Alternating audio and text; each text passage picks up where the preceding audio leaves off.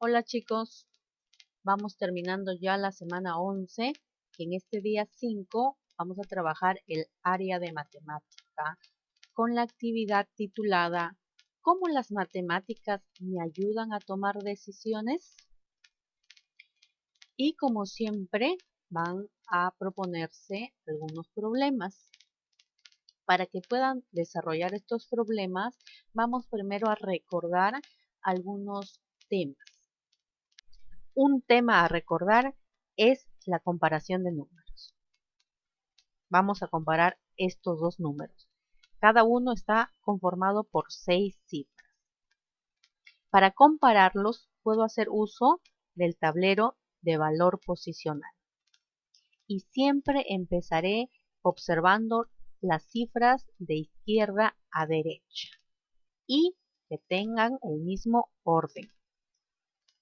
En este caso me fijaré en el 8 y en el 4, que ocupan el orden de las centenas de millar. ¿Qué pasa con estos dos números? Puedo decir que el 8 es mayor que el 4. Ya no es necesario seguir mirando las otras cifras, quedando así que el 865.932 es mayor que el 401.728. Veamos otro ejemplo. Ya aquí están ubicados en el tablero de valor posicional. Recordemos, siempre observar las cifras de izquierda a derecha. Empezamos observando el 8 y el 8 porque están en el mismo orden de las centenas de millar. En este caso son iguales. Continúo observando el 4 y por el otro lado también hay un 4. En las decenas de millar también son iguales. Significa que tengo que seguir. Muy bien. Tenemos el 1 por un lado y por el otro lado el 5 en las unidades de millar. En este caso ya puedo decir que el 1 es menor que el 5. Significa que ahí me quedo. Ya no sigo observando más cifras. Quedando que el 841.932 es menor que el 845.728. Hay niños que ya no necesitan el tablero de valor posicional. Está bien. Aquellos que todavía lo requieran pueden utilizarlo sin ningún problema y les ayude. Y así van adquiriendo práctica en la comparación de números. Otro tema necesario para el desarrollo de los problemas de hoy es el redondeo de números decimales. Antes de ver cómo se redondea, recordemos que un número decimal tiene dos partes, la parte entera y la parte decimal. Utilizando el tablero de valor, tenemos que por el lado de la parte entera está en unidades, decenas, centenas. Y por el lado de la parte decimal ya se utiliza el término décimos, centésimos, milésimos. Esto va a servir para el momento de recordar cómo redondeamos un número decimal. Ahora sí, veamos cómo se redondea un número decimal. Leamos primero la teoría. 1. Identifica la cifra decimal y la unidad a ser redondeada. La unidad se refiere a la parte entera. 2. Si la primera cifra decimal es menor que 5, la cifra de la unidad no se modifica, pero se borran las cifras decimales. Veamos esta teoría en un ejemplo. Aquí les muestro un número para ser redondeado. Identificamos la primera cifra decimal. Aquí será el 0. Luego identificamos la unidad a ser redondeada. Aquí será el 4. teniendo ya identificadas estas dos cifras, nos fijamos si la primera cifra decimal es menor que 5. Cuando pasa esto, la unidad a ser redondeada queda igualita y eliminamos las cifras decimales, quedando así. El 0 es menor que 5. Por lo tanto, el 4, que era la unidad a ser redondeada, queda igualita, pero ya sin parte decimal. Ahora veamos otra situación que puede pasar con la primera cifra decimal. Leamos. Si la primera cifra decimal es 5 o mayor que 5, se suma 1 a la cifra de la unidad. Y se borran también las cifras decimales. Veamos esto en el ejemplo. Aquí está el número a ser redondeado. Identificamos la primera cifra decimal. Aquí es el 6.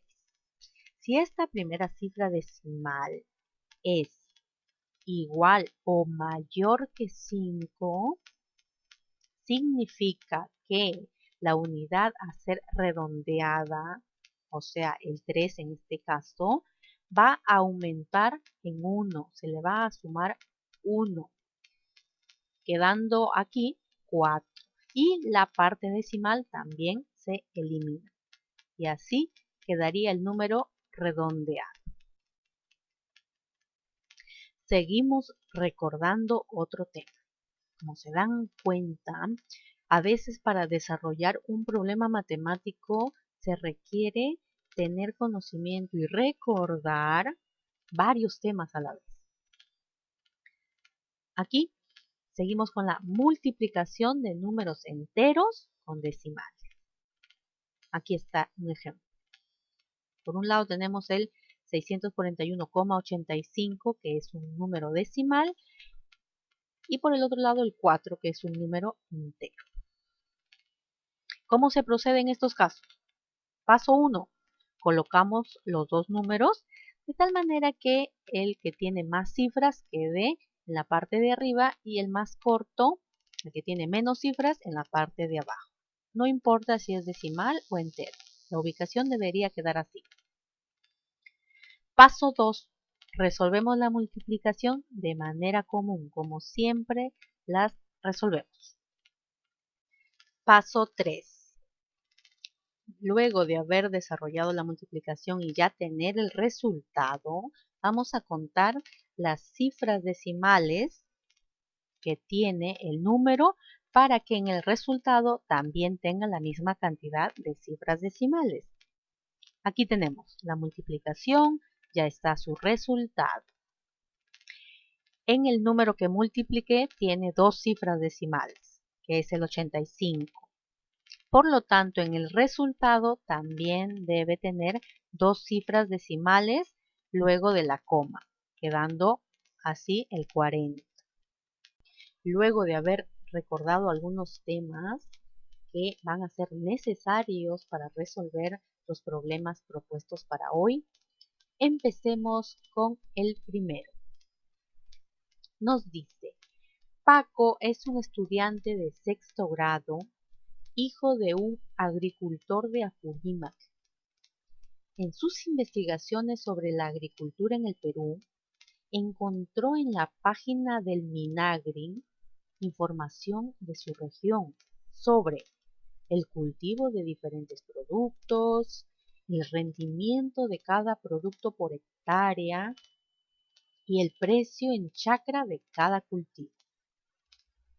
También investigó que las condiciones de rendimiento y precio en chacra serán estables para la presente campaña de siembra. Paco sabe que cada agricultor de su comunidad tiene menos de 5 hectáreas de terreno para cultivo y que lo siembran individualmente. Pensó que podría ser más beneficioso organizar a la comunidad para sembrar todos en conjunto y así aprovechar las 100 hectáreas que tienen entre todos. Además, sabe que a mayor producción se obtendría mayor ganancia por cultivo. Para ello, registró la información que obtuvo del Minagri en la siguiente tabla e identificó 3 productos que se cultivan en su comunidad, con sus respectivos precios de venta en chacra. Aquí está la tabla. Vamos leyendo la información que nos proporciona. La papa tiene un rendimiento de 18.558 kilos por hectárea y su precio en chacra es de 74 céntimos por kilo. El frijol grano seco tiene un rendimiento de 1.885 kilos por hectárea y su precio en chacra es de 3.53 céntimos por kilo. El maíz choclo tiene un rendimiento de 12.034 kilos por hectárea y su precio en chacra es de 96 céntimos por kilo. Con esta información, propone a los integrantes de la comunidad cultivar las 100 hectáreas que tienen en conjunto, con algunas condiciones, que son utilizar la misma extensión de cultivo para los productos de mejor rendimiento y las 3 extensiones deben ser múltiplos de 10. Las preguntas a investigar son: ¿cómo deben distribuir las 100 hectáreas para el cultivo de los 3 productos? ¿Cuál de las formas de distribución de las 100 hectáreas genera mayor ingreso? ¿Cuál sería ese ingreso? Vamos ahora a la comprensión del problema para determinar si entendimos o es necesario volver a leer otra vez. Aquí está la información que nos proporciona también. Y las preguntas son: ¿qué cultivos propone sembrar Paco? ¿Por qué? Solo pueden encontrar en esta parte de la tabla. 2. ¿Qué cultivos tienen mayor rendimiento por hectárea? También lo pueden ubicar en la tabla. 3. ¿Qué cultivo tiene mejor precio en chacra? Esta información la encuentran también en la tablita. Pregunta 4. ¿Cuáles son los múltiplos de 10? Ahí sí van a recordar y escribir ahí algunos números que son múltiplos. 5. ¿Qué entendemos por cultivar la misma extensión para productos de mejor rendimiento? ¿A qué se refiere esta frase? Teniendo claro ya el problema, empezamos a resolver. Primero, vamos a identificar los cultivos de mayor rendimiento. Y aquí vamos a hacer uso de la comparación de números. Tienen la tabla y van a tener que comparar estas 3 cifras y determinar cuáles de estos productos tienen mayor rendimiento. Y ahí sería una primera respuesta. Segundo paso, vamos a distribuir las 100 hectáreas. Recuerden, si toda la comunidad junta lo que le corresponde, tendrían una chacra de 100 hectáreas. La tienen que dividir, distribuir para los cultivos que quieren sembrar. Pero esta distribución tiene que ser en base a las condiciones de Paco. Veamos. Aquí tenemos la chacra dividida en 3 espacios. Y la primera condición de Paco fue que los productos de mejor rendimiento deben tener la misma extensión de cultivo. Este dato ya ustedes lo determinaron previamente con este cuadro, en el cual compararon las cifras de cada cultivo y se dieron cuenta que la papa y el maíz choclo son de mayor rendimiento. Y la segunda condición es que las tres extensiones deben ser múltiplos de 10. Y estos números son todos aquellos que terminan en 0. Teniendo en cuenta estos datos, ahora veamos las posibles distribuciones utilizando la siguiente tabla, en la que se ha considerado la extensión para el cultivo de papa, de maíz choclo y de frijol grano seco.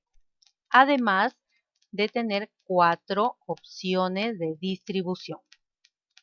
Llenemos ahora esta tabla, considerando las condiciones de Paco, utilizar números múltiplos de 10 y además que los cultivos que tengan mayor rendimiento deben tener la misma extensión. Entonces, si yo le doy 10 hectáreas para el cultivo de papa, significa que el cultivo de maíz choclo también debe tener la misma extensión. Hasta ahí ya utilicé 20 hectáreas, quedándome disponible 80 hectáreas para el cultivo de frijol grano seco. Veamos otra opción. Aquí le daré 20 hectáreas para el cultivo de papa. Por lo tanto, el cultivo de maíz choclo también tendrá 20 hectáreas. Haciendo un total de 40 hectáreas, quedando disponible 60 hectáreas para el cultivo de frijol grano seco. Ahora ustedes completen la tercera y cuarta posible distribución que se le puede dar al terreno de las 100 hectáreas. Con esta información ya ustedes pueden responder a la primera pregunta del problema, que dice: ¿cómo deben distribuir las 100 hectáreas para el cultivo de los 3 productos? Ahora vamos a encontrar las respuestas a las otras preguntas del problema, que dicen: ¿cuál de las formas de distribución de las 100 hectáreas genera mayor ingreso? ¿Cuál sería ese ingreso? Para ello, utilizaremos esta tabla, a la que se agregó un cuadro para la extensión del cultivo en hectáreas y otro para el ingreso en soles. Estos datos me van a servir para multiplicar la extensión para el cultivo en hectáreas por el rendimiento. A ese resultado se le va a multiplicar el precio del producto en chacra y el resultado será el ingreso en soles de cada cultivo. Como se dan cuenta, faltan algunos datos en la extensión para el cultivo en hectáreas. ¿De dónde salen? Salen de este cuadro de sus opciones. Yo hice 2 opciones, ustedes van a tener 4 opciones. Vamos a elegir la opción que le dé mayor extensión para los cultivos de papa y de maíz.